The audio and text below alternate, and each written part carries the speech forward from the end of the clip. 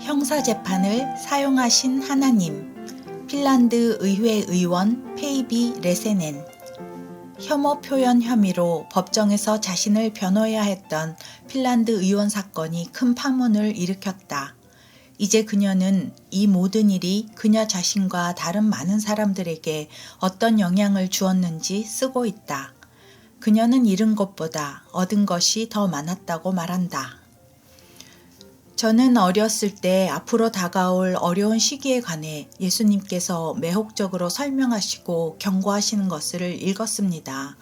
예수님은 우리가 법정이나 왕들 앞에 끌려갈 때에 할 말을 우리 입에 넣어주실 것이라고 약속하셨고 우리는 그분의 증인이 될 것이라고 하셨습니다. 저는 어린 시절을 소련 국경과 바로 맞닿아 있는 핀란드 동부에서 보냈습니다. 굳게 봉쇄된 국경 너머에서는 성경이 금지된 책이며 성경을 소유하는 것만으로도 문제가 생길 수 있다는 것을 저는 알고 있었습니다. 철의 장막 뒤에 살았던 그리스도인들은 이 박해의 기간 동안 핀란드 그리스도인들이 국경 너머로 성경을 밀반입하고 다양한 방법으로 소련의 그리스도인들을 지원했던 것이 얼마나 중요했는지 후에 이야기했습니다. 저는 이와 같은 일이 저의 살아생전에 저의 고국에서 일어나리라고는 꿈에도 상상할 수 없었습니다.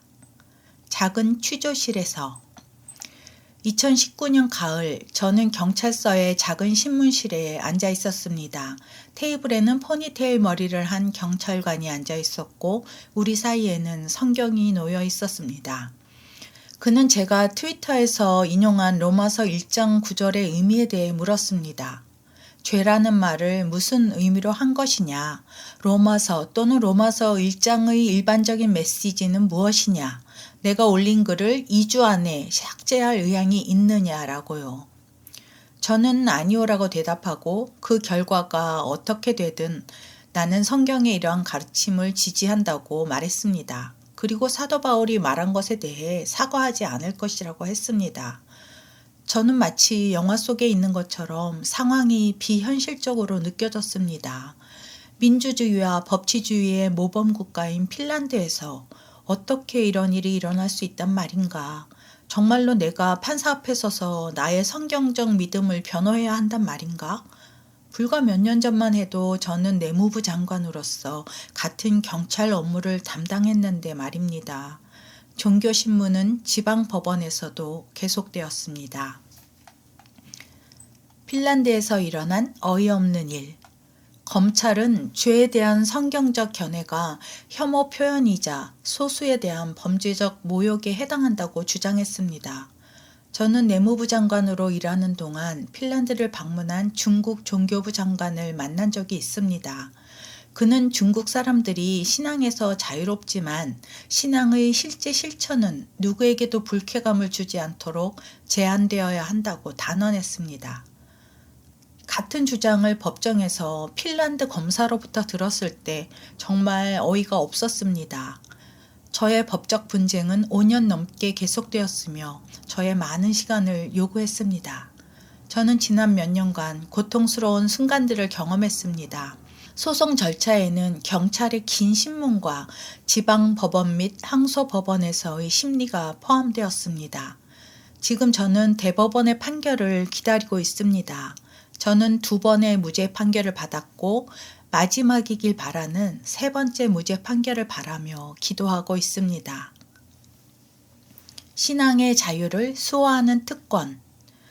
그러나 이 재판 과정에서 가장 놀랐던 것은 얼마나 많은 기쁨과 기회가 열렸는가 하는 점입니다. 저는 잃은 것보다 얻은 것이 훨씬 더 많습니다.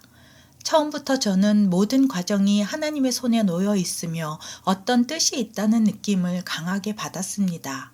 저는 이 싸움을 저의 소명으로 여겼습니다. 민주주의 국가의 기본 권리인 신앙의 자유를 수호하는 일은 특권이자 영광이었습니다. 저는 사랑하는 사람들의 변함없는 지원으로 축복을 받았습니다. 사랑하는 남편 닐로는 목사이자 신학 박사입니다. 우리에게는 5명의 자녀와 그 가족, 그리고 12명의 사랑스러운 손주들이 있습니다. 그들은 모두 제 옆을 지키며 제가 강해지도록 격려해주고 저를 위해 기도했습니다. 하나님께서 이 재판 과정을 사용하신 방법은 놀랍기만 합니다.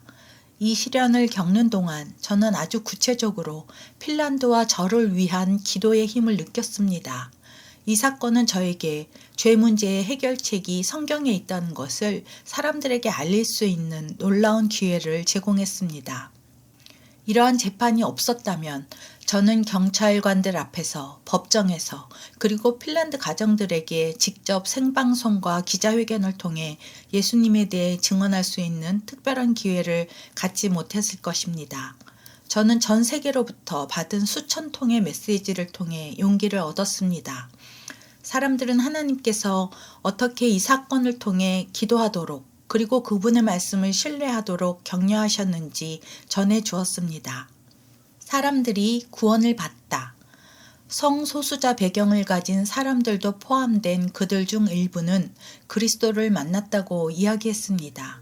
22살의 한 청년은 라디오 인터뷰에서 제가 예수님을 알고 싶다면 기도하십시오. 예수님은 당신의 삶에 들어오실 것입니다. 라고 말하는 것을 듣기 전까지 기독교에 관해 전혀 알지 못했다고 저에게 이야기했습니다. 방송이 끝난 후 그는 기도했고 예수님께서 그의 삶에 찾아오셨습니다. 그가 그리스도인이 된 지 이제 2년이 되었습니다. 한 젊은 여성은 저에게 재판 과정에 관한 뉴스 방송을 보고 예수가 진짜 존재하는 것이 틀림없다는 결론에 이르렀다고 편지를 썼습니다. 이 사건에 관한 국제적 관심은 놀라웠습니다. 저는 인터뷰도 하고 재판에 대해 이야기하기 위해 해외로 가기도 하고 좋은 사람들을 많이 만났습니다. 지난 몇 년 동안 저를 격려하고 지지해준 모든 그리스도 안의 형제 자매들에게 제가 얼마나 감사하고 있는지 말로 다 표현할 수 없습니다. 특히 이 재판 과정 전반에 걸쳐 많은 지원과 귀중한 법적 조언을 해주신 ADF 인터내셔널의 훌륭한 변호사와 전문가들에게 감사드립니다. 들어주셔서 감사합니다.